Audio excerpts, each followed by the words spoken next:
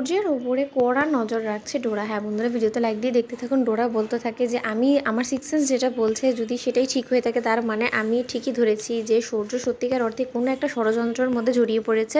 আর সেই ষড়যন্ত্রটা আর কিছুই না, রায়ের উপর প্রতিশোধ নেওয়ার জন্য রায় এবং অনির্বাণকে ঘিরেই। কারণ যতটুকু পর্যন্ত আমি আড়াল থেকে শুনতে পেলাম যে এর মধ্যে কিছু না কিছু তো অবশ্যই ওর মধ্যে মারপেট চলছে।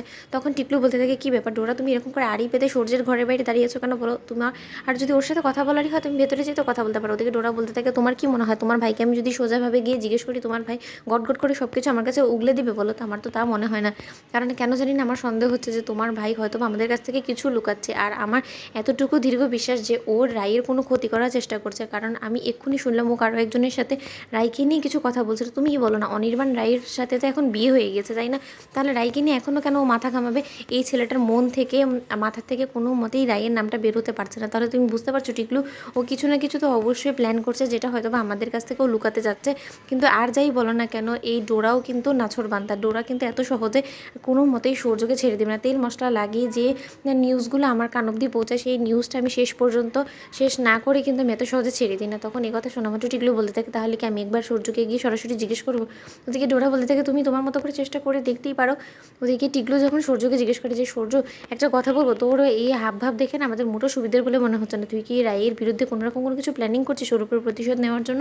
তখন সূর্য অবাক হয়ে তাকিয়ে থাকে, বলতে থাকে, কেন তুই এরকম কোনো কিছু শুনতে পেয়েছিস নাকি তোর বউ আমার ঘরের বাইরে আড়ি পেতে কথা শুনছিল বলতো? তখন ডোরা বলতে থাকে, দেখো সূর্য, একদম আমাকে এর মাঝখানে আনার চেষ্টা করবো না। তোমরা দু ভাই মিলে কথা বলছিলে, আর সেটা যদি আমি বাইরে থেকে শুনিয়েও থাকি তাতে কী বা আপত্তি বলো তো? তখন সূর্য বলতে থাকে, দেখো বৌদি, আমি এটা একদম পছন্দ করি না যে কেউ আড়ালে দাঁড়িয়ে আমার কথা শুনবে।